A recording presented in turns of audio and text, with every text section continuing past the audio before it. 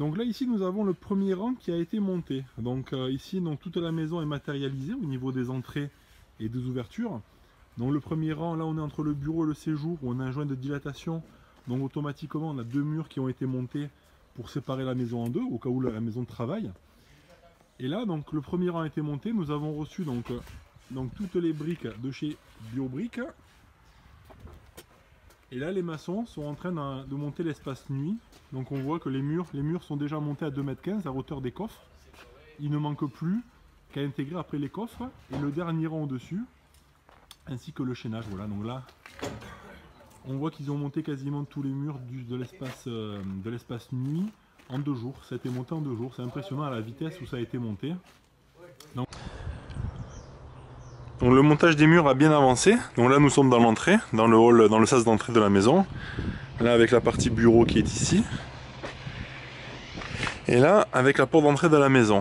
Donc là on rentre dans le hall de la maison. Ici nous sommes dans le séjour. Donc là voilà, on voit que les murs ont pas mal avancé. La difficulté est qu'ils doivent monter les murs sur toute la maison en même temps. Donc là on a la petite dépendance qui est là-bas.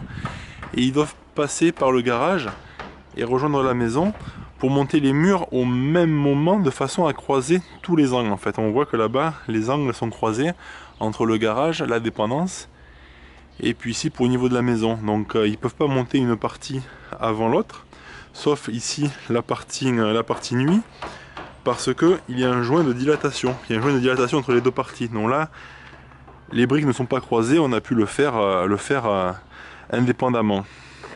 Donc cette partie-là, le séjour, le garage et la dépendance sont à faire en même temps. Et le petit bureau qui est ici, lui par contre pourra être fait après. Parce que justement nous avons donc un joint de dilatation, il y a 2 murs qui seront montés, donc il sera indépendant.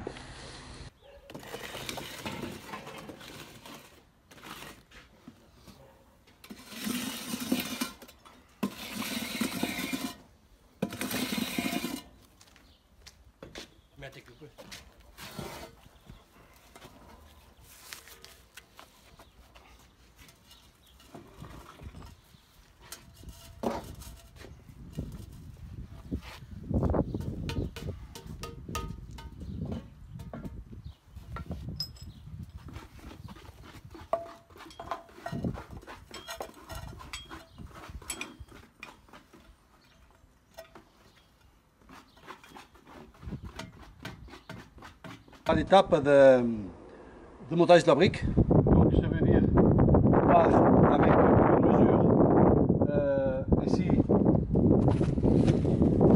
à 31 cm de là, parce que comme ça on tombe toujours juste au caisson. Parce qu'ici on ne peut pas mettre la rase, donc on doit bien tomber pile. Donc voilà, en partant d'ici à 31, avec cette brique là qui c'est la BioBrick, on tombe pile là-haut. Après on met les caissons. Il y a aussi quelque chose qu'on a mis en plus, c'est enfiler, poser sur le caisson parce que ça a tendance à fissurer.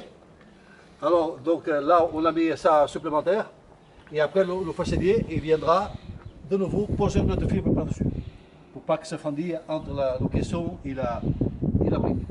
Puis en haut il y a un chaînage qui va être coulé tout ensemble, tout en même temps. Donc, alors ça, ces petits fers, c'est très important parce que ça empêche, quand ça va être scellé dans le béton, ça va faire un bloc et ça tient le volet, que lui, avec l'autopisation des rouleaux, ça a toujours tendance à... D'accord, ok. Pour éviter que le coffret s'affaisse, ça vient maintenir il est tenu par ça. Le volet en hauteur. Okay. Et après, on a mis toute cette ici la brique là. Cette brique là, ça sert à faire le même produit quand on va faire les enduits. Au lieu d'avoir du ciment, non, on a ça. D'accord. Comme ça, c'est une uniformise. Toute la paroi, qu'il n'y aura rien de ciment en apparent. D'accord, ok. Donc toute la façade sera en brique et il n'y aura pas de partie coulant. C'est surtout ça, c'est très important. Surtout dans les grands volets, il faut en mettre partout parce que toujours se fend à ce niveau-là. D'accord. Alors cette ferraille là, ça sert à mettre dans le chaînage et dans les poteaux. Donc on a la plus grosse pour les poteaux plus importants et on a assez là pour faire le tour, la périphérie. Le tour de la périphérie. Et tout ça relié entre le poteau et le chaînage. D'accord, ok. Voilà.